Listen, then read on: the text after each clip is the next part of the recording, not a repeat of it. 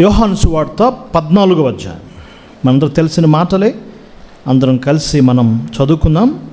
యోహాను సువార్త 14వ అధ్యాయము మొదటి నుండి కొన్ని వచనాలు మనం చదువుకుందాం. 14వ అధ్యాయం మొదటి నుండి. మీ హృదయమును కలవరపడనీయకుడి, దేవుని యందు విశ్వాసముంచుచున్నారు, నా యందు విశ్వాసముంచుడి. నా తండ్రి ఇంట అనేక నివాసములు కలవు, లేని యెడల మీతో చెప్పుదును, మీకు స్థలము సిద్ధపరచ వెళ్ళుచున్నాను. నేను వెళ్ళి మీకు స్థలము సిద్ధపరచిన యెడల నేనుండు స్థలములో మీరును ఉండులాగున మరలా వచ్చి నా యొద్ద నుండుటకు మిమ్మను తీసుకొని పోవుదును. అపోస్తలుడైన పౌలు కొరింథీయులకు రాసిన మొదటి పత్రిక 15వ అధ్యాయం. One of the great chapters in the బైబిల్లోనే గొప్ప అధ్యాయాలు ఉన్నాయి. అందులో ఒక ప్రత్యేకమైన అధ్యాయం మొదటి కొరింథీ పత్రిక 15వ అధ్యాయము 51 నుంచి నేను చదువుతున్నాను. ఇదిగో మీకు ఒక మర్మము తెలుపుచున్నాను, మనమందరము నిద్రించము కానీ నిమిషములు ఒక్క రెప్పపాటున కడబోరం రోగుగానే మనమందరము మార్పు పొందుదము. బోరం రోగును, అప్పుడు మృతులు అక్షయులుగా లేపబడుదురు, మనము మార్పు పొందుదాం. క్షయమైన ఈ శరీరము అక్షయతను ధరించుకోవాల్సి ఉన్నది, మర్త్యమైన ఈ శరీరము అమర్త్యతను ధరించుకోవాల్సి ఉన్నది. మనమందరము నిద్రించము కానీ నిమిషములో మార్పు పొందుతాం. మర్మం ఇదే 16వ అధ్యాయములో 22వ వచనం చదువుతున్నాను. ఎవడైనను ప్రభువును ప్రేమింపకుంటే వాడు శపింపబడునుగాక, ప్రభువు వచ్చుచున్నాడు. కింద ఫుట్ నోట్లో ప్రభువు వచ్చుచున్నాడు, ప్రభు వచ్చి ఉన్నాడు, లేక ప్రభువు రమ్ము మారనాథ. తెస్సలోనికి రాసిన మొదటి పత్రిక 4వ అధ్యాయం.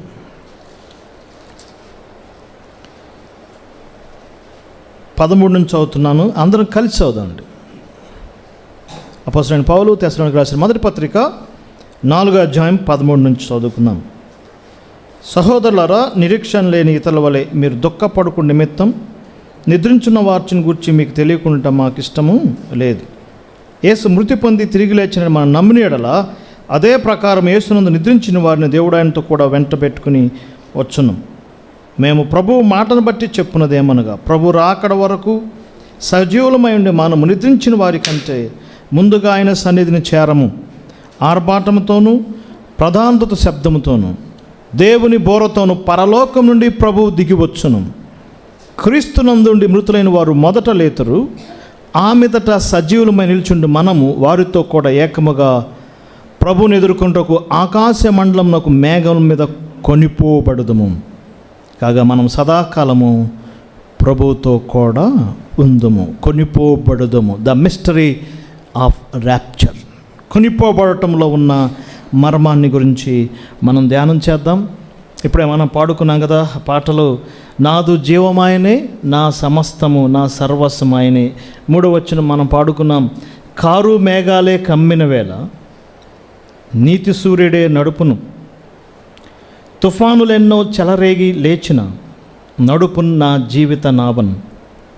త్వరలో ప్రభు దిగి వచ్చును, తరలిపోదము ప్రభుతో ఉన్నట్టు కదా. ఎంత అద్భుతమైన మాట. త్వరలో ప్రభు దిగివచ్చును, తరలిపోవటం, ర్యాప్చర్, కాటప్, కొనిపోబడటం, కారు మేఘాలు కమ్మిని. మీరు అనుకోవచ్చు, ఈ న్యూస్, వరల్డ్ న్యూస్ మాకెందుకండి, మాకు అవన్నీ అక్కర్లేదు అనుకుంటే, ఆ వరల్డ్ న్యూస్, కరెంట్ ఈవెంట్స్ మన జేబుల్ని టచ్ చేస్తుంది, మన కిచెన్స్ని టచ్ చేస్తున్నాయి, మన పాకెట్స్ని టచ్ చేస్తున్నాయి కదా. ఇవన్నీ నాకెందుకు, ఈ వరల్డ్ న్యూస్, యుద్ధాలు నాకెందుకు అనుకుంటే పొరపాటే. భవిష్యత్తు కొరకు సిద్ధపడాల్సిన రోజులు వచ్చినాయి. చాలా సంవత్సరాల క్రితం కుక్కటపల్లి చుట్టూ కల్వరి పేరు మీద ఎన్నో వచ్చినాయి. Calvary tea stalls, Calvary curry points వచ్చినాయి.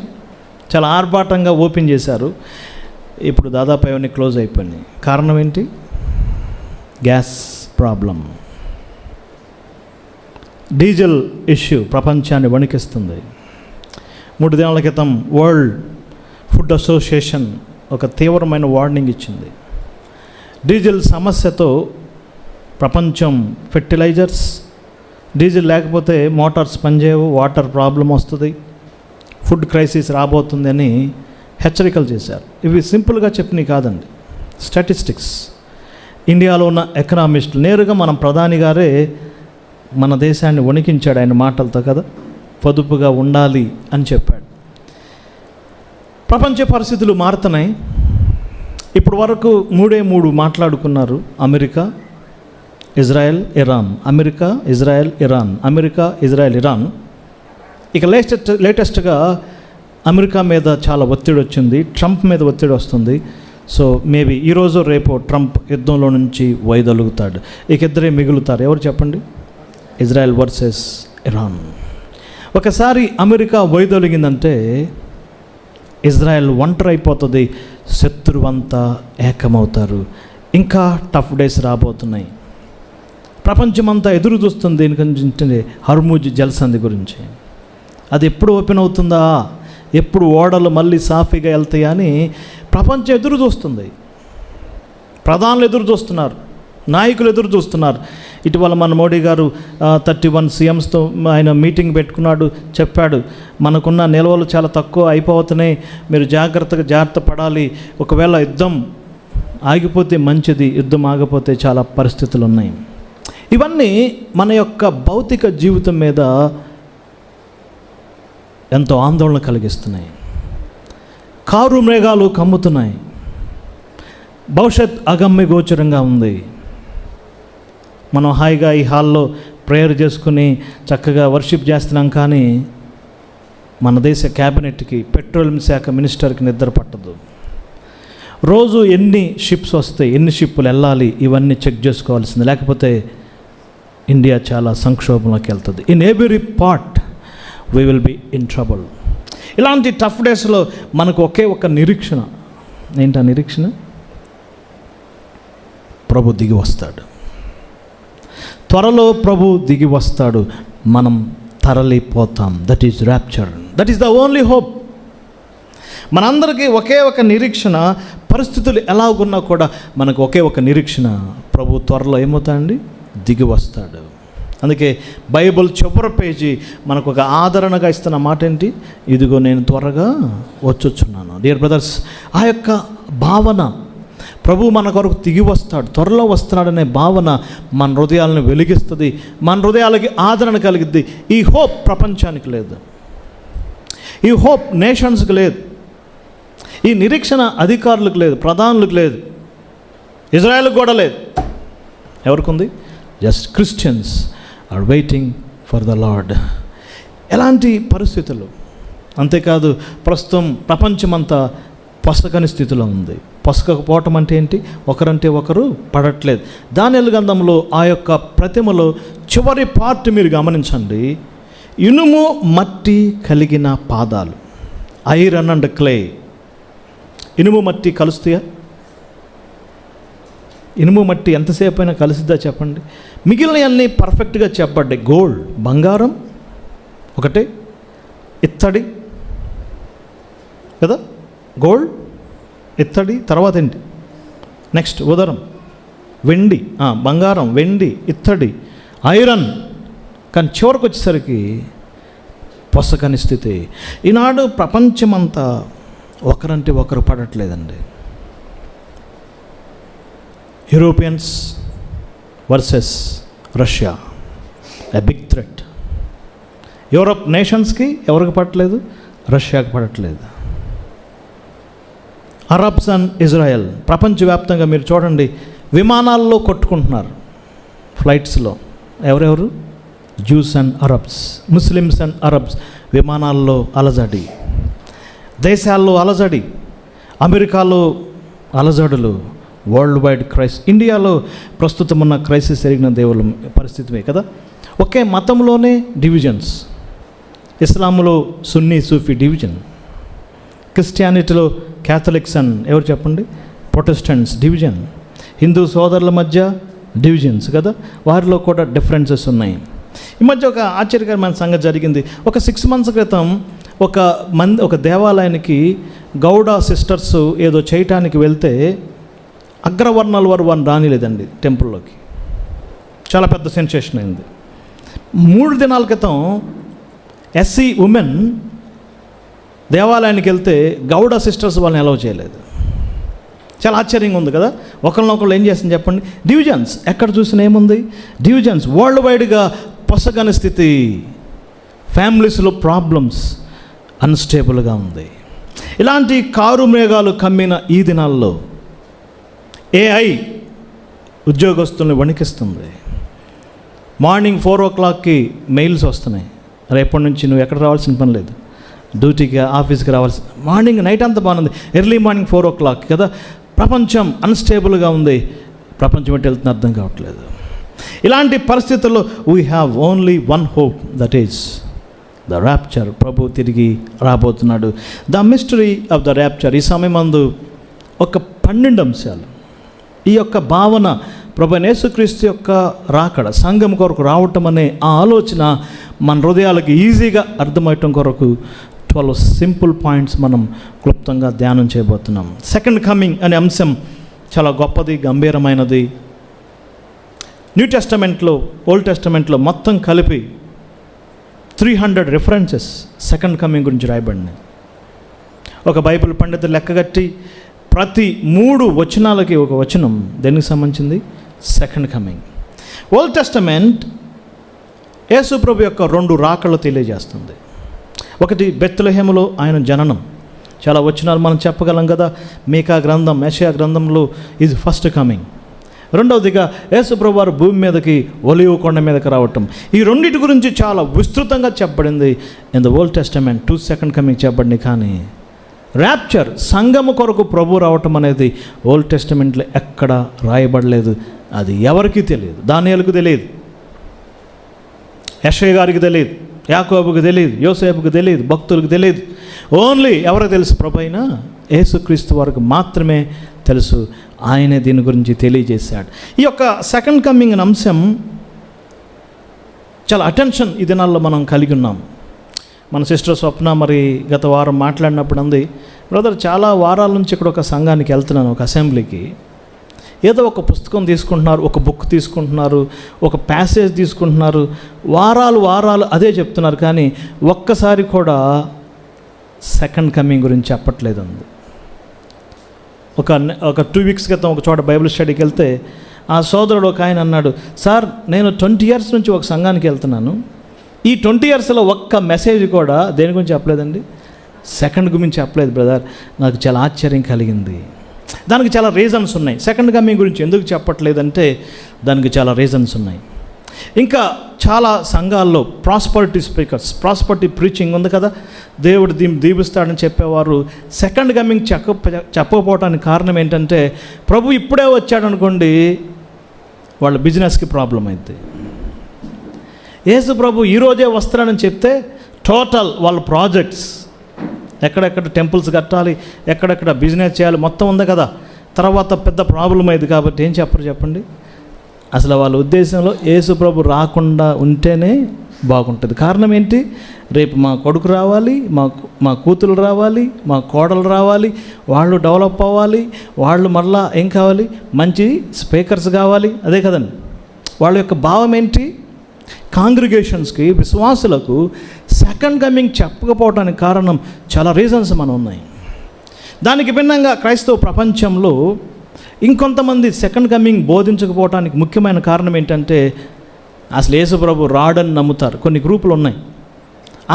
ఆ యొక్క సిద్ధాంత ప్రకారం ఏంటి, తండ్రే కుమారుడుగా వచ్చాడు, కుమారుడే ఎలా వచ్చాడు, పరిశుద్ధాత్మకు వచ్చాడు, ఇక యేసు ప్రభు భూమి మీదకి రాడు.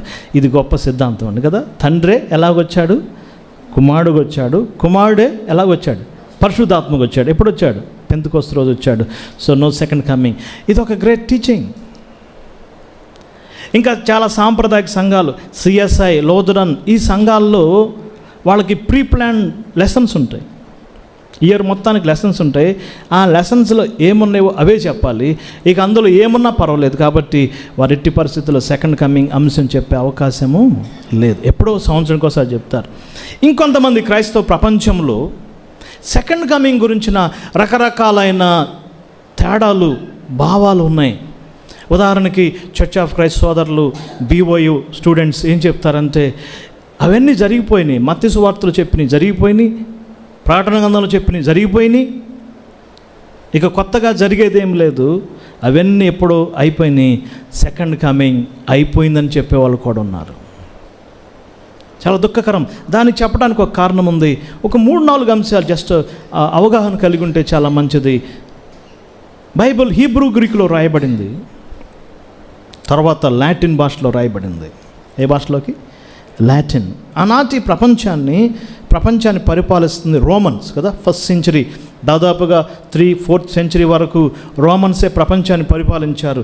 లాటిన్ భాషను బాగా వెలుగులోకి తెచ్చారు. గ్రీకు, హీబ్రూకి ప్రాధాన్యత పోయింది, లాటిన్ భాషలోకి వచ్చింది. కాన్స్టాంటైన్ అనే చక్రవర్తి ఏం చేశాడంటే ఒక వింతగా ప్రవర్తించాడు. ఏమన్నాడంటే, శ్రమలు పెట్టే కొలది క్రైస్తవులు ఎక్కువైపోతున్నారు కాబట్టి శ్రమలు లేకుండా చేస్తే బాగుంటుంది అని తలంచాడు. శ్రమలు పెట్టే కొలది ఏమవుతున్నారు? క్రైస్తవులు ఎక్కువ అవుతున్నారు. శ్రమలు పెట్టే కొలది, శ్రమలు లేకుండా చేస్తే క్రైస్తవం లేకుండా చేయొచ్చు అనుకున్నాడు. కానీ ఒక గ్రేట్ మిస్టేక్ చేశాడు. ఏంటంటే, బాప్తీసం పొందితే క్రైస్తవులు అయిపోతారు, బాప్తీసం పొందితే ఉద్యోగాలు వస్తాయి, క్రైస్తవులు అయిపోతే ఉద్యోగాలు ఇస్తాను అని చాలా స్కీమ్స్ పెట్టేసరికి ప్రజలందరూ క్రైస్తవులు అయిపోయారు. సువార్త వినకుండానే, ప్రభుకి హృదయం ఇవ్వకుండానే ఏమైపోయారు చెప్పండి? క్రైస్తవులు అయిపోయారు. ఇక రోమా ప్రభుత్వం అంతా, రోమా పరిపాలించిన దేశాలన్నీ క్రైస్తవ్యంలోకి వచ్చినాయి. ఆ టైంలో ఒక గ్రేట్ పర్సన్ లేచాడు. ఆయన పేరు సెయింట్ అగస్టిన్. ఆయన ఏమనుకున్నాడంటే, అందరు క్రైస్తవులు అయిపోతున్నారు కాబట్టి, ఆహా, దేవుని రాజ్యం ఆరంభమైంది, ఇదే దేవుని రాజ్యము, ప్రపంచమంతా ఏమవ్వాలి? క్రైస్తవులు అయిపోవాలి, ప్రపంచమంతా క్రైస్తవులు అయిపోతారు, అప్పుడు ప్రభు వస్తాడని నమ్మాడు. ఆ సిద్ధాంతాన్ని బోధించాడు. ఇక సంఘం ఎత్తపడటం ఇవన్నీ లేవు, ఒకటే ఆలోచన. ఏంటి? ప్రపంచమంతా ఏమవుతుంది? క్రైస్తవులు అయిపోతారు. This is the Kingdom of God. ఇదే దేవుని రాజ్యం. దేవుని రాజ్యం స్థాపించబడిపోయింది. ఈ రాజ్యం అంతా విస్తరించాలి, ప్రపంచమంతా విస్తరించాలి, అప్పుడు రెండో రాకడ వచ్చిందని చెప్పాడు. దాన్ని నమ్మారు. ఇది 4th, 5th century. 1000 years Bible ఎవరి చేతిలో లేదు, కేవలం ఏ భాషలో ఉంది? లాటిన్ భాషలోనే ఉంది. 1450 ఆ టైంలో జర్మన్ భాషలోకి బైబిల్ ట్రాన్స్లేట్ అయింది. The great persons, Martin Luther, ఇంకా దేవుడు గొప్ప వ్యక్తులు లేపాడు. వీరు ఇప్పుడు పోపులు వ్యతిరేకంగా వారు పోరాటాలు చేశారు. సువార్త సత్యం బయటకు వచ్చింది. వీరి చేతిలో బైబిల్ ఉంది కాబట్టి వారు కొంత చదివి వారేమన్నారంటే, దేవుని రాజ్యం ఆల్రెడీ వచ్చేసింది, మనం పోరాటం చేయాలి. ఎవరితో పోరాటం చేయాలి? పోపులతో పోరాటం చేయాలి. ఈ పోపులే యాంటీ క్రైస్ట్లు. వీళ్ళందరిని ఓడించిన తర్వాత అప్పుడు ఏమొచ్చింది? దేవుని రాజ్యం వచ్చిందని నమ్మారు. ఈ రెండు భావనలే ఉన్నాయి. కానీ 1420వ సంవత్సరం వచ్చేసరికి ఇంగ్లాండ్లో ఒక గొప్ప మూమెంట్ కలిగింది. కొంతమంది యవనస్తులు దేవుని వాక్యం చదవటం ప్రారంభించారు. ఇంగ్లీష్, గ్రీక్, లాటిన్ అనేక భాషల్లో నుంచి, తర్జుమాల్లో నుంచి నేరుగా ఆ రూట్స్లోకి వెళ్ళి ఆది కాండం నుంచి ప్రకటన గ్రంథం వరకు చదువుతున్న ఆ దినాల్లో ఒక గ్రేట్ పర్సన్ యాడ్ అయ్యాడు. ఆయన పేరు జాన్ నెల్సన్ డార్బీ. దేవుడు ఆ గొప్ప భక్తుని ఉపయోగించుకొని ఫస్ట్ టైం ప్రపంచానికి 2 రకాలైన రాకడలు ఉన్నాయని తెలియజేశాడు. ఎన్ని కమింగ్స్? 2. సెకండ్ కమింగ్లో 2 phases ఉంటాయని సత్యాన్ని ప్రపంచానికి తెలియజేశారు. వారు బ్రదర్ అండ్ మూమెంట్లో నుంచి వచ్చారు. ఆ వ్యక్తి పేరేంటి? John Nelson Darby. ఆయన మొట్టమొదటిగా ఒక పదాన్ని ప్రవేశపెట్టాడు. ఆ పదం పేరు ర్యాప్చర్. లాటిన్ భాషలో ర్యాపిరే అనే పదం ఉంది. దాన్ని తీసుకుని ఆ పదాన్ని తీసుకొచ్చాడు. ఫస్ట్ టైం క్రిస్టియన్ హిస్టరీలో, క్రైస్తవ సంఘ చరిత్రలో యేసు ప్రభు యొక్క రాకడలో 2 స్టేజెస్ ఉంటాయని ప్రపంచానికి బోధించినప్పుడు చాలా పెద్ద మూమెంట్ వచ్చింది. యూరప్ చుట్టుపక్కల, అమెరికా, వెస్టర్న్ కంట్రీస్లో ఈ థియరీ బాగా వెళ్ళినప్పుడు ప్రజలు గొప్ప ఉద్యోగం కలిగింది. ఆ ఉద్యమంలో నుంచే అనేకమైన ప్రవచనాలు పుట్టుకొచ్చినాయి. అందులో మొట్టమొదటిది ఇజ్రాయెల్ దేశం ఏర్పడటం. ఇప్పుడు మనం 2వ శతాబ్దంలో లేం కదా, ఉన్నాం. 10వ శతాబ్దంలో ఉన్నామా చెప్పండి? 18వ శతాబ్దంలో ఉన్నామా? లేము. 20వ శతాబ్దంలో ఉన్నామా? లేము. 21st శతాబ్దంలో ఉన్నామా? ఉన్నాం. అది కూడా ఎప్పుడున్నాం? ఆఫ్టర్ వారా, బిఫోర్ వారా? ఇంక ఇప్పటి నుంచి ఇది వరకు కరోనా వచ్చినప్పుడు ఏం చెప్పారంటే, ఇక క్రీస్తు శకం క్రీస్తు పూర్వం కాదు, ఏమని అనాలండి? బిఫోర్ కరోనా, ఆఫ్టర్ కరోనా అనాలన్నారు. దాన్ని ఎట్లా జయించాం. కానీ ఇప్పుడు దానికంటే పెద్ద ప్రమాదం వచ్చింది. Before war, after war. Israel దేశం వారు ఏర్పడటం, వారు ఆ దేశం వెళ్ళటం. మీరు న్యూస్ గమనిస్తూ ఉండండి. ఇజ్రాయెల్లో ఉన్న అనేక క్యాబినెట్ మినిస్టర్స్ మేము టెంపుల్ కడతాం, దేవాలయం కడతామని సవాల్ చేస్తున్నారు. ఇలాంటి అలజడులు ఉన్నాయి. ఇవన్నీ అప్పుడే చెప్పబడ్డాయి. వారేం చెప్పారో చరిత్రలో అదే జరుగుతుంది. ఎన్నో థియరీస్ వచ్చినాయి, సెకండ్ కమింగ్ గురించి ఎన్నో రకాల సిద్ధాంతాలు వచ్చినాయి. కానీ అల్టిమేట్గా వాక్యానికి దగ్గరగా జరుగుతుంది ఈ 2 అంశాలే. మొట్టమొదటిగా సంఘం కొరకు రావటం, ర్యాప్చర్. ఈ సమయమందు మనం దాని గురించి ధ్యానం చేయబోతున్నాం. The mystery of the rapture. 1 కొరింథీ పత్రిక 15వ అధ్యాయంలో మీకు ఒక మర్మము తెలియజేస్తున్నాను. మిస్టరీ. సంఘం కొరకు రావటం, ప్రభువు రావటం, ప్రభు దిగివచ్చును, ప్రభు వస్తున్నాడనే ఆ యొక్క మాటలు యేసు ప్రభు యొక్క రాకడలో మొదటి ఫేజుకు సంబంధించిన. ప్రభు వచ్చుచున్నాడు. ఇప్పుడే మనం ఆరాధనలో చూసాం కదా, రొట్టె విరిచే కార్యక్రమం. ప్రభు వచ్చు వరకు దీనిని చేయుడి.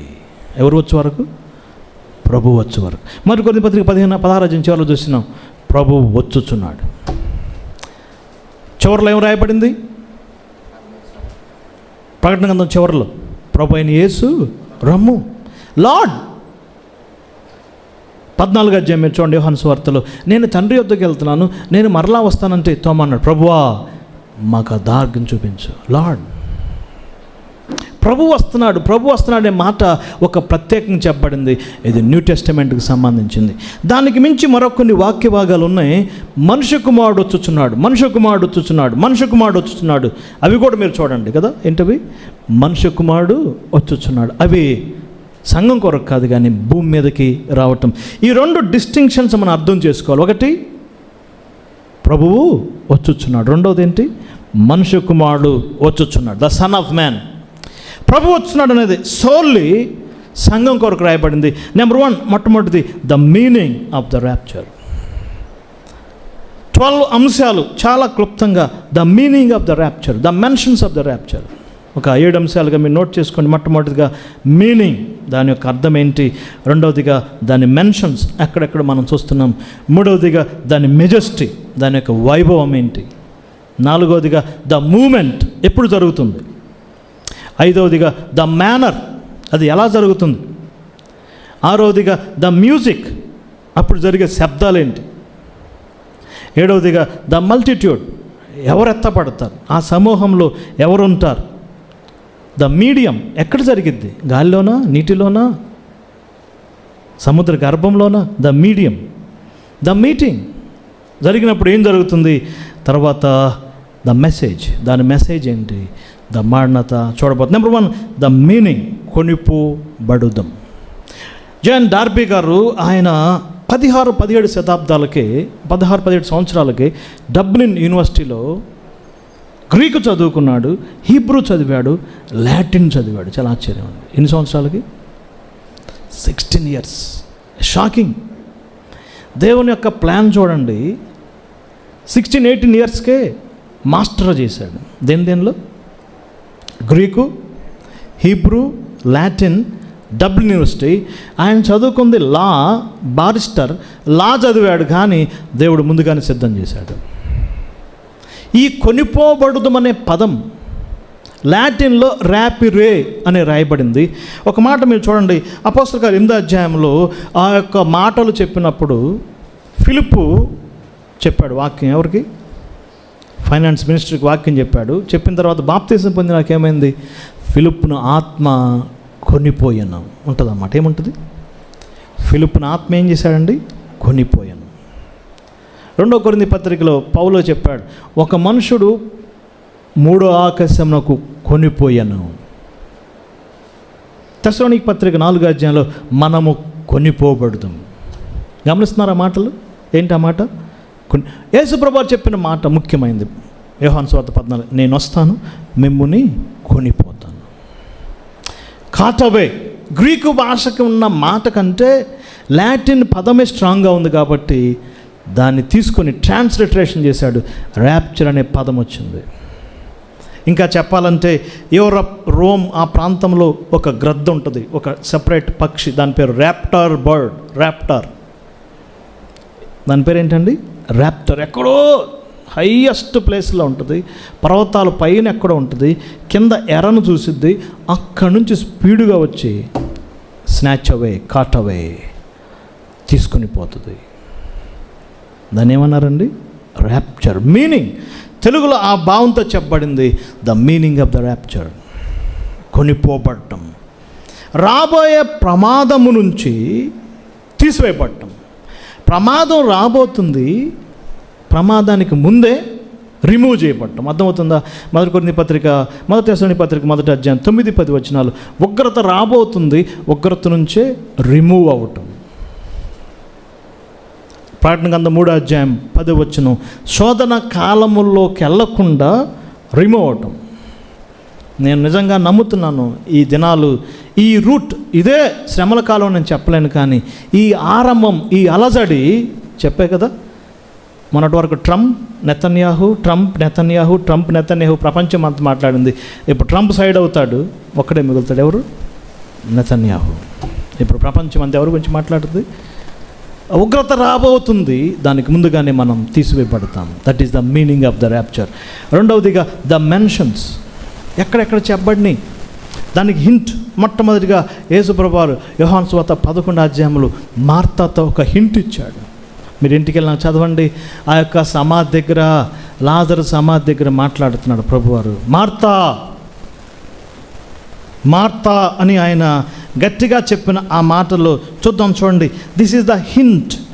ఆయన రాకడకి, సంఘం కొరకు రావటం అనేది 11వ అధ్యాయంలో ప్రభు అన్న మాట చూడండి. 25వ వచనం, పునరుద్ధానమును జీవము నేనే, నా యందు విశ్వాసం ఉంచువాడు చనిపోయినను బ్రతుకును, బ్రతికి నా యందు విశ్వాసం ఉంచువాడు ఎన్నటికి చనిపోడు.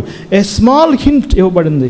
దాన్ని ఎలాబరేట్గా 14వ అధ్యాయంలో యేసు ప్రభువు చాలా స్పష్టంగా తెలియజేశాడు. ఆల్రెడీ మన ఆరాధనలు చూసాం కదా. యోహాను సువార్త స్పెషల్. యోహాను సువార్తలో యేసు ప్రభు గురించి ప్రత్యేకంగా మనం చూడవచ్చు. 3 సువార్తలు వేరుగా చెప్పబడ్డాయి. మత్తయి, మార్కు, లూకా ఒకే రకంగా ఉంటాయి. వాటిని సినాప్టిక్ గాస్పెల్స్ అంటారు కదా. సినాప్టిక్ అంటే కళ్ళకి ఒకే రకంగా కనపడతాయి. మత్తయి, మార్కు, లూకా ఆ సువార్తలో యేసు ప్రభు ఎప్పుడూ చెప్పలేదు. అసలు వాటిలో సంఘం కొరకు రావటం ఎక్కడా రాయబడలేదు. మత్తయి, మార్కు, లూకాలో ముఖ్యంగా మత్తయి సువార్త 24వ అధ్యాయంలో జనం మీదకి జనం, రాజ్యం మీదకి రాజ్యం, అసలు అది సంఘానికి సంబంధించింది. అది కేవలం ఎక్కడ చెప్పాడు? యోహాను సువార్తలు మాత్రమే. 14వ అధ్యాయం మనం చదువుకున్నాం కదా. నేను వెళ్తున్నాను, నేను వస్తాను, నేను మరలా మిమ్మల్ని తీసుకొని పోతాను. The mentions. 1 కొరింథీ పత్రిక 15వ అధ్యాయంలో ఇప్పుడే మనం చదువుకున్నాం. అదొక మిస్టరీగా చెప్పాడు పౌలు. ఏంటండి అది? ర్యాప్చర్ అనేది ఒక మిస్టరీ. మర్మం అంటే పాత నిబంధనలో లేదు, క్రొత్త నిబంధనలో మాత్రమే ఉంది. అది ప్రభు చెప్తేనే తెలిసిద్ది. అది మర్మం అంటే. అర్థమైందా? అందుకే ఓల్డ్ టెస్టమెంట్లో మీరు చూడండి, మర్మం అనే పదము చాలా తక్కువ ఉంటుంది. న్యూ టెస్టమెంట్ అంతేంటి? మర్మం ఒక 14 మర్మాలు ఉన్నాయి. నెక్స్ట్ టైం వచ్చినప్పుడు అడుగుతాను. 14 మిస్టరీస్, న్యూ టెస్టమెంట్ మిస్టరీస్ ఒక లిస్ట్ తయారు చేయండి. మిస్టరీ అనేది న్యూ టెస్టమెంట్కి సంబంధించింది. అది కూడా ఎవరు చెప్పాలి? ప్రభువారు చెప్పాలి. ఆ మిస్టరీస్లో కనీసం 10 మిస్టరీస్ ఎవరు చెప్పాడండి? అపోస్తులైన పౌలు గారికి చెప్పాడు. ఇంకా ఏ వ్యక్తికి చెప్పలేదు. ఎవరికి చెప్పాడు? పౌలు గారికి. మోసపోదు. ఆ బుక్స్ ఈ బుక్స్ చదివి ఇదిగో పలానాయనకి చెప్పాడు మర్మం. చాలామంది చెప్పుకున్నారు కదా, దేవుడు నాకు మర్మాలు బయలుపరిచాడని చాలామంది చెప్పుకున్నారు, బుక్స్ రాశారు. మోసపోవద్దు. మర్మాలు ఎవరు చెప్పాడు? అపోస్తులైన ఎవరికండి? పౌలు గారికి మెన్షన్. మొదటి తెస్సలోనికీ పత్రిక 4వ అధ్యాయం చాలా స్పష్టంగా 13 నుంచి మనం చూడొచ్చు. ఇది ప్రోగ్రెసివ్ రెవల్యూషన్. సంఘం ఎత్తబట్టం అనేది ఒకసారి చెప్పబడింది కాదు, అది ప్రోగ్రెసివ్గా టైమ్లీగా ప్రభు బయలుపరుస్తూ వచ్చాడు. The mentions of it. మూడవదిగా ద మెజెస్టీ ఆఫ్ ఇట్. ప్రభు దిగి వస్తాడు కదా. యేసుప్రభు వారు భూమి మీదకి ఫస్ట్ టైం ఎలా వచ్చాడు సిస్టర్స్? ఏ విధంగా వచ్చాడు? ఆయన దాసుని స్వరూపం ధరించుకున్నాడు, రిక్తుడుగా వచ్చాడు, మనుషుని పోలికగా పుట్టాడు, ఒక హెల్ప్లెస్ బేబ్, ఒక నిస్సహాయుడిగా పశువుల తొట్టులో పొరుండబెట్టబడ్డాడు. ఆయనకి బట్ట చుట్టారు. ఒక హ్యూమిలిటీ, ఒక దీనత్వంతో ఆయన మొదట రాకడ ఉంది. కానీ సంఘం కొరకు రావటం ఆ విధంగా దాసుడిగా రావట్లేదు. లార్డ్ ప్రభుగా రాబోతున్నాడు. ప్రభు దిగివచ్చును. ప్రభు వచ్చు వరకు ప్రభు అయిన యేసు రమ్ము లార్డ్గా రావటమే దాని యొక్క మెజెస్టీ కదా. ప్రభు అంటేనే మనకేముంటుంది? ప్రభు అంటేనే మెజెస్టీ కదండి. కాబట్టి సంఘం కొరకు యేసు ప్రభు రావటం అనేది అది మహిమోన్నతమైనది. దానికి భక్తులు ఏమన్నారు చూడండి. తెస్సలోనికి రాసిన తీతు పత్రిక 2వ అధ్యాయము 12 వచనం చదువుతున్నాను. మనం భక్తిహీనతను, ఇహలోక సంబంధమైన దురాశలను విసర్జించి శుభప్రదమైన నిరీక్ష నిమిత్తం అనగా మహాదేవుడును మన రక్షకుడైన యేసుక్రీస్తు మహిమ యొక్క ప్రత్యక్షత, the majesty of the rapture brothers. ఆయన ప్రభుగా వస్తాడు. ఏ ప్రభు? మహిమలో ఉన్న ప్రభుతో వస్తాడు కదా. First coming not with glory, lowly person, దీనుడుగా వచ్చాడు. Not lowly, lordly. ఆయన ప్రభుగా రాబోతున్నాడు. ద మెజెస్టీ కదా. 3 చూసాం. The meaning, the mentions, the majesty, the moment. ఎప్పుడు జరిగిద్ది? ఇది చాలా పెద్ద అంశం. The moment of the rapture. లేఖనాలు జాగ్రత్తగా పరిశీలన చేస్తే చూడండి ఒకసారి. యోహాను సువార్త 21వ అధ్యాయంలో 21-22 వచనాల్లో యేసు ప్రభువారు పేతురు యోహానుతో మాట్లాడుతున్నాడు. ఆయన చనిపోయి తిరిగి లేచాడు, మహిమపరచబడబోతున్నాడు. 40 days ఆయన సంచరించిన సందర్భంలో మాట 22 వచనం, నేనొచ్చు వరకు అతడు ఇష్టమైతే. ప్రభువా కదండి, మనకి ఎప్పుడైనా ఇంట్రెస్ట్ ఏంటంటే మన సంగతి మనం చూసుకోము. ఎవరి సంగతి చూస్తాం చెప్పండి? ఎదుటోడి సంగతి చూస్తాం. ఇక్కడ పేతురు అంటున్నాడు, ప్రభువా యోహాను సంగతి ఏంటి? యోహాను సంగతి నీకెందుకయ్యా? నువ్వు నన్ను ఫాలో అవ్వు. ఎప్పుడు వరకు? నేను వచ్చు వరకు. Any moment. అపోజల్స్ టైంలోనే జరిగేది. ఆ మాట నేను చదువుతున్నాను చూడండి. నేనొచ్చు వరకు 23 వచనం, నేనొచ్చు వరకు. మార్కు పత్రిక 15వ అధ్యాయంలో ఆయన ఆర్భాటంతో వస్తాడు. సజీవులమైన మనమందరం పౌలు టైంలోనే చెప్పబడింది కదా. తెస్సలోనికీ పత్రికలో కూడా రాయబడింది. మనము అపోస్తుల టైంలోనే ఎదురు చూశారు. అందుకే భక్తులు ఏమన్నారు? ఇమ్మినెంట్, ఎప్పుడైనా రావచ్చు. ఇమ్మీడియసీ. ఆ మూమెంట్ ఈ క్షణమైనా కావచ్చు,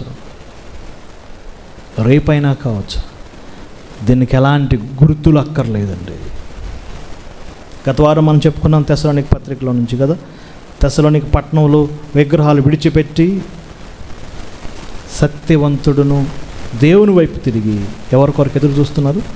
పరలోకం నుంచి ప్రభు దిగి వస్తాడని ఎదురు చూస్తున్నారు. ఇమ్మినెంట్. ఈ 2000 years, ఈ సెంచరీస్ ఆఫ్టర్ సెంచరీస్ భక్తులు ఎదురు చూశారు.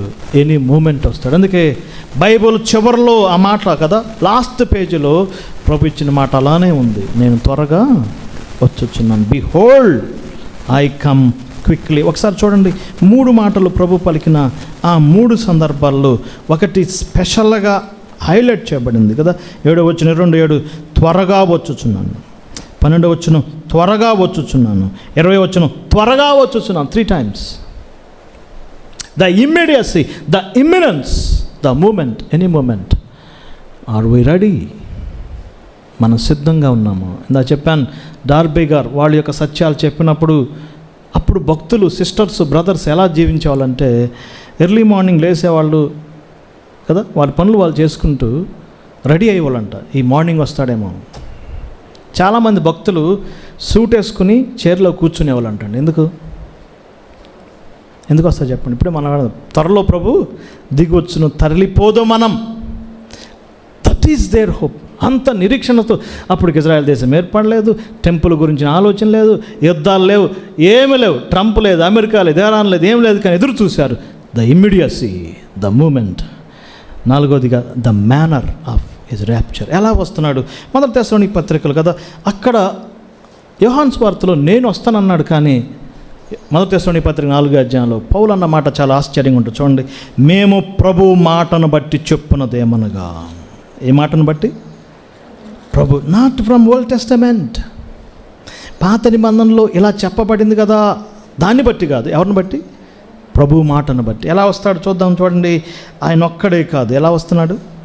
ఆర్భాటముతోను, ప్రధాన దూత శబ్దంతోను, దేవుని బోరతోను పరలోకము నుండి దిగి వస్తాడు. That is the manner.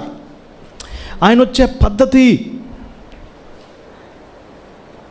మరొక సందర్భం మనం చూద్దాం. మత్తయి సువార్త 24వ అధ్యాయంలో ఆయన సెకండ్ కమింగ్, ఆయన భూమి మీదకి వచ్చినప్పుడు అలా రాయబడలేదండి. దయచేసి చూద్దాం. చూడండి, అక్కడ ఆయన మేనర్ వేరు, ఆయన భూమి మీదకి వచ్చే పద్ధతి వేరు. దానికి సంబంధించి చాలా వాక్య భాగాలు ఉన్నాయి. పాత నిబంధన జకర్యా గ్రంథం, దానియేలు గ్రంథంలోను, తర్వాత అనేక సందర్భాల్లో 24వ అధ్యాయం చూడండి ఒకసారి. 24వ అధ్యాయం మత్తయి సువార్త 30వ వచనం చదువుతున్నాను. మనుష్య కుమారుడు ప్రభావంతోనూ మహామహిమతోనూ ఆకాశ మేఘారుడే వస్తాడు. భూమి మీద ఉన్న సకల గోత్రాల వారు రొమ్ము కొట్టుకుంటారు. ఆయన దూతలను పంపిస్తాడు, దూతలు పోగు చేస్తారు. రేపు ఇశ్రాయేలు ప్రజలను పోగు చేయబడతారు. అది భూమి మీదకి వచ్చినప్పుడు దూతలతో, ఏంజల్స్తో వస్తాడు. కానీ ఇక్కడ నాట్ ఏంజల్స్. ఎవరు వస్తారండి? నేను, మై సెల్ఫ్, నేను ఒక్కడే వస్తాడు కదా, నాట్ ఏంజల్స్. తేడా గమనిస్తున్నారా? ప్రభు దిగి వస్తాడు. ఎవరి కొరకు? ఆయన ప్రేమించే సంఘం కొరకు. దేని కొరకు అయితే ప్రాణం పెట్టాడు. ద మేనర్, ప్రభు దిగి వచ్చును. ఆరోదిగా ద మ్యూజిక్.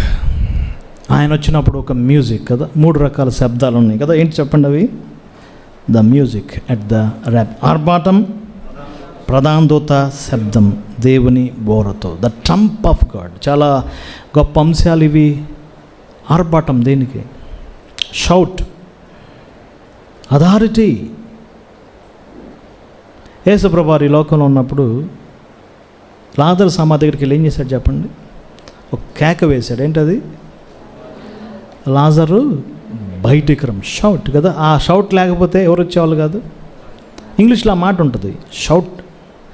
యేసుప్రభువు శిలువలో పలికిన మాట ఇట్ ఈజ్ ఫినిష్డ్, బిగ్గరగా పలికి ద సేమ్ టోన్ ఆయన కనపరిచిన యొక్క గ్రేట్ వర్క్, దాని అథారిటీతో, ప్రభు చేసిన గొప్ప కార్యం యొక్క అథారిటీతో, ఆర్భాటంతో వస్తాడు. యేసుప్రభువు వాయు మేఘముల గుండా వెళ్ళాడు కదా, చనిపోయాడు, తిరిగి లేచి ఎక్కడికి వెళ్ళాడు చెప్పండి?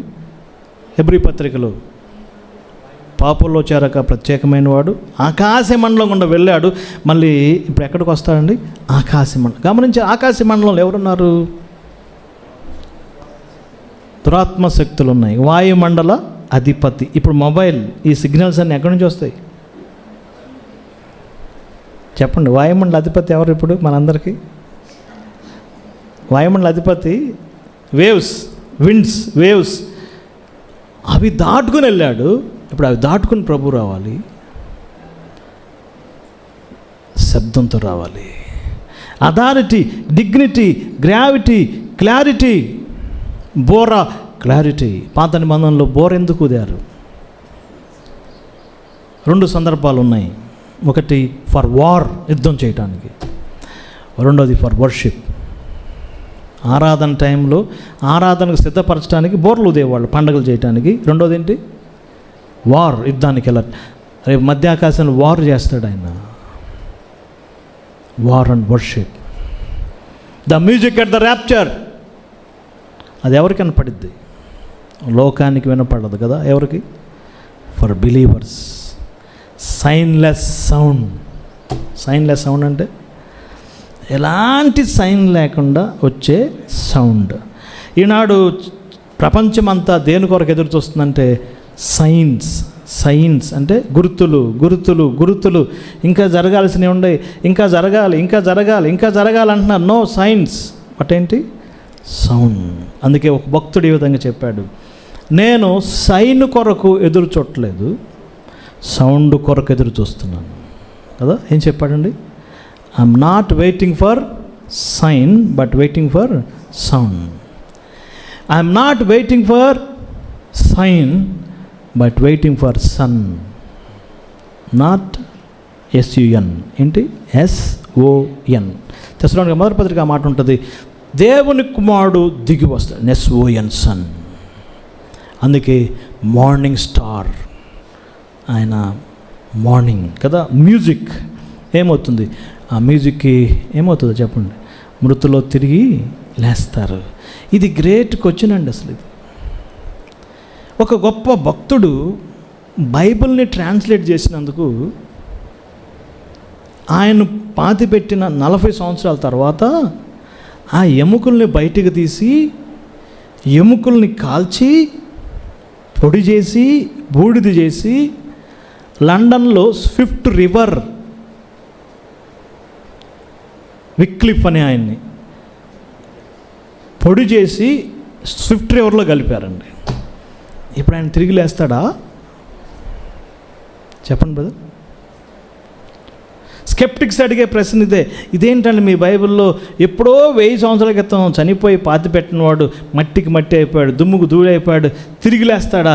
ఇది ఇంపాసిబుల్ అంటారు కదా. స్కెప్టిక్స్ నమ్మరు, సైన్స్ యాక్సెప్ట్ చేయదు. కానీ దట్ ఈజ్ అవర్ హోప్. ఏం జరుగుతుంది? ఆర్భాటంతో వచ్చినప్పుడు మల్టిట్యూడ్స్, గొప్ప సమూహం లేస్తారు. ఎవరు? 2 గ్రూపులు చెప్పారు కదా. అక్కడ మాట చూడండి ఒకసారి. మొదటి తెస్సలోనిక పత్రిక 4వ అధ్యాయము 14 నుంచి మీరు చదివితే, సెయింట్స్ అస్లీప్, సెయింట్స్ అలైవ్. చాలా ఈజీ గుర్తుపెట్టుకోవచ్చు కదా. నిద్రించిన సెయింట్స్, సజీవులుగా ఉన్న సెయింట్స్. ఇంగ్లీష్లో చాలా బాగుంటుంది. చెప్పండి ఏంటవి? Saints asleep, saints alive. మొదట వారు లేస్తారు, పునరుద్ధానం జరిగిద్ది. ద గ్రావిటీ, ఆ షౌట్, ఆ డిగ్నిటీ, ఆ బోర, వాటి యొక్క గ్రావిటీ ఏంటంటే వారు లేపబడతారు. It is a mystery, it is a miracle. Science వివరించలేదు, బట్ వీ హోప్ కదా. ఎక్కువగా సెకండ్ కమింగ్ అంటే ఎక్కడ చదువుతారండి? Burial grounds. అంతే, అయిపోయింది. బరియల్ గ్రౌండ్ అయిపోయింది, మెమోరియల్ సర్వీస్లో అయిపోయింది, మళ్ళీ ఎప్పటికీ ఉండదు. కానీ ఇట్ ఈజ్ అవర్ హోప్. మన అందరం కలుస్తాం. Multitudes, millions. ఇక్కడ పెద్ద ప్రశ్న, దయచేసి చూడండి ఒకసారి. మొదటి తెస్సలోనిక పత్రిక 4వ అధ్యాయం 14 వచ్చిన. ఎవరు లేస్తారు? ఆ మల్టిట్యూడ్స్, మిలియన్స్ ఎవరు? యేసు. ఆ మాట చూడండి, రాయబడిన మాట. యేసు మృతి పొంది తిరిగి లేచిన నమ్మితే, that is the remark, that is the miracle. ఎవరు లేపబడతారు? చాలా క్లారిటీ చెప్పాడు కదా. ఎవరండి? యేసు మృతి పొంది తిరిగి లేచి నమ్మిన వారు. ఎక్కడున్నారు వీళ్ళంతా? బ్రదరైన సంఘంలో ఉన్నారా? బ్యాప్టిస్టులో ఉన్నారా? పెంతెకోస్తులో ఉన్నారా? చెప్పండి. Universal church from Pentecost to today. పేతురు ప్రసంగం చేసి 3000 మంది 5000 మంది నమ్ముకున్నారు కదా. అప్పటి నుంచి ఇప్పటి వరకు ఈ సువార్త బోర మోగించబడుతుంది. ఇదే తెస్సలోనిక పత్రిక 1వ అధ్యాయం చూడండి, 7-8 వచనాల్లో. మీ యొద్ద వాక్యం మోగింది, 7వ వచనం, మీరు ఆ వాక్యాన్ని విశ్వసించారు. ఇప్పుడు మీరేం చేశారు అంటే, మా యొద్ద నుండి ప్రభువాక్యము, మీ యొద్ద నుండి ప్రభువాక్యం మాసిదోనియాలోను అఖయాలోను మ్రోగెను. సువార్త ట్రంపెట్, సువార్త మ్రోగించబడుతుంది. సేమ్ అదే పదం, మ్రోగును అనే పదం ఒకటే వాడబడింది. ఆఖరిగా సువార్త ఎక్కడ చెప్పబడిద్దో మనకు తెలియదు. అది కడబోరా బ్రదర్స్. చాలామంది దీన్ని తీసుకెళ్ళి ప్రకటన గ్రంథంలో ఉన్న బోర్లకు సైడ్ చేయాలని చూశారు, కానీ అది ఎప్పటికీ జరగదు. This is new testament revolution. ఇది పాత నిబంధనలో లేదు, ఇది ప్రత్యేకమైనది కదా. ఏం మ్రోగుతుంది? మారు మ్రోగుతుంది కదా. ప్రపంచం అంతేంటి? సువార్త. యేసు ప్రభు మన పాపాల కొరకు చనిపోయాడు, పాతి పెట్టబడ్డాడు, తిరిగి లేచాడు నమ్మటమే gospel. That is the trumpet. అది మోగించబడుతుంది. ఏ వార్నింగ్ కాల్. ఈ బోర ఆగిపోయిందంటే సువార్త లేనట్టే. Maybe final days, final call. ఇక్కడ ఇంకా ప్రభు నమ్మని వారు ఉన్నారు. The multitudes, millions, brothers and sisters, young women, old. ఇప్పుడు మన పుష్పరాజు ఒక ప్రశ్న అడిగాడు నాన్నగారిని, 5 సంవత్సరాలు లేపబడతారా చెప్పండి? 8 years లేపబడతారా? 2 years లేపబడతారా? పిల్లలకి ఏం తెలియదు కదా. అది పెద్ద క్వశ్చన్, మిలియన్ క్వశ్చన్. దాన్ని డిసైడ్ చేసేది ఎవరు? ప్రభువే. ప్రతి జనరేషన్లో టైం పీరియడ్ మారుతుంది కదా, మనకు తెలియదు. కానీ the millions, the multitudes, the medium ఎక్కడ జరుగుతుంది? నీటిలో జరుగుతుందా? ఇన్ వాటర్ చెప్పండి. In earth. యేసు ప్రభు భూమి మీదకి వచ్చి భూమి మీదకి సమాధిలోంచి పిలుస్తాడా? లాజర్ని పిలిచినట్టు? నో, నాట్ ఎట్ ఆల్ కదా. In water, in earth, in plasma, different. No no no. ఎక్కడ చెప్పబడింది? Mid air. ఎక్కడ జరుగుతుంది ఆ మాట చూడండి. ఆకాశ మండలంలో మేఘం మీద ఏమవుతాం? కొనిపోబడు. The medium, mid air. So మన యొక్క చూపు అంతా ఎటు ఉండాలి? అప్వర్డ్ లుక్, పైకి చూడాలి. ఆ మూమెంట్లోనంటండి, ఇది నిజమే జరిగింది. ఇంగ్లాండ్ ఆ దేశంలో ఈ ర్యాప్చర్ అంశం వచ్చినప్పుడు సిస్టర్స్ ఎవరైనా బట్టలు ఆరేయటానికి పైకి వెళ్ళారనుకోండి, ఆ తీగల మీద బట్టలు ఆరేసి ఒక 5 ఆరేసి ఆకాశం వైపు చూసి అనేదంట, లార్డ్ పర్హాప్స్ దిస్ మార్నింగ్. ఏమనేది? ఇలా పట్టుకొని, ప్రభువా ఈ ఉదయం వస్తావా? That is the faith. నాగలు దున్నే వ్యక్తి ఉంటాడు, నాగలు దున్నాడు, కొద్దిసేపు నాగలు ఆపి నాగల మీద చేయబెట్టుకుని ఎటువైపు చూసేవాడు చెప్పండి? ఆకాశం చూసే. Perhaps this afternoon. భక్తులు చూశారు, మార్కెట్లో కలుసుకున్నారు, 2 బ్రదర్స్ మాట్లాడుకుంటున్నారు. ఎవరి గురించి? కారు చీకట్లకు అమ్ముతున్నాయి, త్వరలో తరలిపోతాం. Perhaps this evening, this morning. ఎటు చూసేవాళ్ళు చెప్పండి? ఎటు చూడాలండి? పైకి చూడాలా, పక్కకు చూడాలా? మన గ్యాస్ ఇచ్చేది మోడీ గారే, ఆయిల్ ఇచ్చేది మోడీ గారే. ఆయన ఇకపోతే మనకు లేదు కదా, అంతే కదా. దేశాలతో మాట్లాడాలి, ఆయిల్ గ్యాస్ తేవాల్సింది ఎవరు చెప్పండి? మనం ప్రార్థన చేస్తే గ్యాస్ వస్తుందా? ప్రార్థన చేస్తే పెట్రోల్ వచ్చిద్దా? నో. వీటి కోసం మోడీ వైపు చూడాలేమో. కానీ డియర్ బ్రదర్స్ అండ్ సిస్టర్స్, మన ఆత్మ విమోచన కొరకు ఇటువైపు చూడాలండి. త్వరలో ప్రభువు medium, mid air, the medium, the meeting. మనం కలుసుకుంటాం, కొనిపోబడదాం, రియూనియన్ జరిగిద్ది. Saints asleep, saints allow. ఒక గొప్ప కోరస్ పాడుకుంటారు, తెలుసా ఆ కోరస్ ఏంటి? ద మ్యూజిక్ అని చెప్పుకున్నాం కదా. మనం చేసే మ్యూజిక్ ఏంటి? చనిపోయి తిరిగి లేచిన వారు ఏమంటారంటే, ఓ మరణమా నీ విజయం ఎక్కడా? ఓ గ్రేవ్, నిన్ను జయించాం, మరణం బంధించలేకపోయావు. 1000 years, 1500 years, 2000 years. పేట్రీలు అంత ఎప్పుడు చనిపోయారు? 2000 years. మమ్మల్ని బంధించావు కానీ ఇప్పుడు జయించాం. ఓ మరణమా నీ విజయం ఎక్కడ? మరి మనం సజీవంగా ఉన్నాము, మన మరణాన్ని టేస్ట్ చేయకుండా సజీవంగా లేపడ్డాం. మనం పాడే పాట ఏంటి? ఓ మరణమా నీ ముళ్ళు ఎక్కడ? దేంతో గొచ్చలేకపోయావు? నీ ముళ్ళుతో గొచ్చలేపు. 2 కోరస్ పాడుకుంటూ the meeting at the rapture మనం కలుసుకుంటాం. ఎప్పటి వరకు? సదాకాలం. The message of the rapture చూద్దాం. చూడండి మెసేజ్ ఏంటి? 1 కొరింథీ పత్రిక 15వ అధ్యాయం, ఇప్పుడే చదువుకున్నాం 16వ అధ్యాయంలో. ఎనేతమే అంటే శాపం. ప్రభు వచ్చుచున్నాడు, ప్రభు కొరకు సిద్ధపడకపోతే శాపము. The message of the rapture. పౌలు రెండింటిని కలిపి చెప్పాడు. ఈ 2 అరబిక్ పదాలు నోట్ చేసుకోండి. అనేతమే అంటే శాపము. చూడండి ఒకసారి 1 కొరింథీ పత్రిక 16వ అధ్యాయం 22వ వచనం. ప్రభువును ప్రేమింపకుంటే వాడేమవుతాడు? శపింపబడునుగాక. నెక్స్ట్ మాట 22వ వచనం. ప్రభువు వచ్చు. మారణాత. ప్రభు వస్తాడని ఎదురు చూడని వాడు శపించబడతాడు. That is the message of the rapture. నాకు 2-3 రోజులు తినకత నిజంగానే వచ్చింది. ఈ పరిస్థితులు చూస్తుంటే ఇక భవిష్యత్తు ఆలోచిస్తుంటే చాలా అగమ్యగోచరంగా ఉంది. హెల్త్ ప్రాబ్లమ్స్, ఫైనాన్షియల్ ప్రాబ్లమ్స్, చిక్కులు అన్నీ ఉన్నాయి కదా. నిజంగా ప్రభు వస్తే మనం హ్యాపీగా ఉంటాం. నిజమే. మరి నేను సునీత ఎత్తపడతాం, మాకు ఆ రియాలిటీ ఉంది. మరి ఎనోష్ జోయేష్ వాళ్ళకి ఇంకా రియాలిటీలోకి రాలేదు. అది ఆలోచించినప్పుడు చాలా దుఃఖం కలిగించింది. వాళ్ళు ఏం చేస్తారు నెక్స్ట్? మనం ఏం చేయాలి చెప్పండి? వదిలిపెట్టి వెళ్ళిపోవాల్సిందే కదా. నెక్స్ట్ వాళ్ళు ఏం చేయగలరు? ఎర్లీ ఏజ్లో ఉన్నారు, టీన్స్లో ఉన్నారు. What about them? ఆ ఆలోచన నన్ను ఎంతో కలత చెందించింది.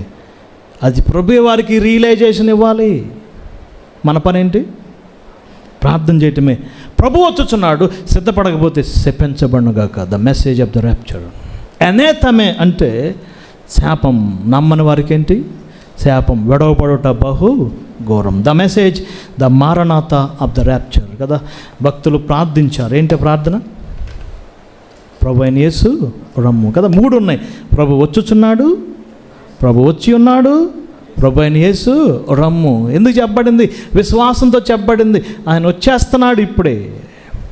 ఆయన వచ్చుచున్నాడు. ద వెరాసిటీ, దాని యొక్క వాస్తవం మనం గమనించాలి. ద మారనాథ of the rapture. And last one, the motivations. ప్రభు వచ్చుచున్నాడనే ఆలోచన మనల్ని మోటివేట్ చేయాలి. ప్రకటన గ్రంథం చివరిలో ఆ మాట మనం చూస్తున్నాం కదా. ప్రతి వానికి వాని క్రియల చొప్పున ఏముంది? జీతం ఉంది. మోటివేషన్. ప్రభు వస్తున్నాడనే మోటివేషన్తో మనం పని చేద్దాం, ప్రభు కొరకు కష్టపడదాం, ఏదో ఒకటి పని ప్రభు కొరకు మనం చేద్దాం. చాలా సంవత్సరాల క్రితం ఇది నిజంగా జరిగింది. ఇంగ్లాండ్ దేశం నుంచి ఒక దొరగారు ఆఫ్రికా దేశానికి సేవ చేయడానికి వెళ్ళాడు. వెళ్తూ వారికి కొన్ని విత్తనాలు తీసుకెళ్ళాడు. వారికి ఫార్మింగ్ తెలీదు, పంటలు వేయటం తెలీదు, సరిగా కూడా వారు బట్టలు కట్టుకోలేని ట్రైబ్స్ ఉన్నారు అక్కడ. ఆ దేశం వెళ్ళాడు, ఆ ప్రాంతం వెళ్ళాడు, సువార్త చెప్పాడు, సంఘాన్ని కట్టాడు, వారిలో మార్పు తీసుకొచ్చాడు, పంటలు వేయటం మొదలుపెట్టాడు. పంటలు పండుతున్నాయి, గోధుమలు పంట వేస్తున్నారు, గోధుమలు కొయ్యటం నేర్పించాడు, దొలగొట్టడం నేర్పించాడు, ధాన్యం ఎలా అవుతుందో నేర్పించాడు. అవన్నీ వారికి ప్రేమతో చేర్పించాడు. ఆయన చాలా పొలాలు వేసుకున్నాడు. ఆ పొలంలో పని చేయటానికి, కూలి పని చేయటానికి ఆ సంఘస్థులు వెళ్తూ ఉంటారు. సో ప్రతిరోజు కూలి పనికి వెళ్తారు, కొడవలు తీసుకెళ్తారు కదా, రకరకాల ఇన్స్ట్రుమెంట్స్ ఉంటాయి. ఒకరోజు బాగా ఎండలో పని చేసి వచ్చారు. ఉదయం నుంచి సాయంకాలం వరకు మంచి ఎండలో, ఆఫ్రికా అంటే తెలుసు కదా, ఎండలో పని చేశారు, అలసిపోయారు. ప్రతిరోజు వాళ్ళకి శాలరీ, కూలిస్తాడు. ఆ రోజు ఆ యొక్క దొరగారి దగ్గర, ఆ దైవజన్ దగ్గర డబ్బులు లేవు కాబట్టి వాళ్ళందరూ వచ్చి నిలబడ్డారు. అయ్యా కూలి. ఈయనకేం చేయాలో అర్థం కాలేదు. ఏమన్నాడంటే, డియర్ బ్రదర్స్ అండ్ సిస్టర్స్, మీరు ఉదయం నుంచి సాయంకాలం నా పొలంలో పని చేశారు, మీకు నేను శాలరీ ఇవ్వాలి. ఇప్పుడు నా దగ్గర ఏమి లేవు కాబట్టి మీరేం చేయండి, ఈరోజు మీలో ఎవరు ఎంత కోత కోసారో అంత మీ ఇంటికి తీసుకెళ్ళిపోండి. ఏమన్నాడండి? ఎవరు ఎంత కోత కోసారో అంత మీ ఇంటికి ఎవరు తీసుకెళ్తారు? ప్రతి ఒక్కరికి కదా. ఏముంది? ఎవరు ఎంత కోత కోస్తే అంతింటికి. తక్కువ కోసినోడికి తక్కువ, ఎక్కువ కోసినోడికి ఎక్కువ. కొంతమంది కొడవలు తీసుకెళ్ళారు, వంగను కూడా వంగలేదు. వాళ్ళకేం లేదు చెప్పండి. ప్రతి వానికి జీతం. The motivations, the rapture. దేవుడి వాక్యాన్ని దీవించును గాక.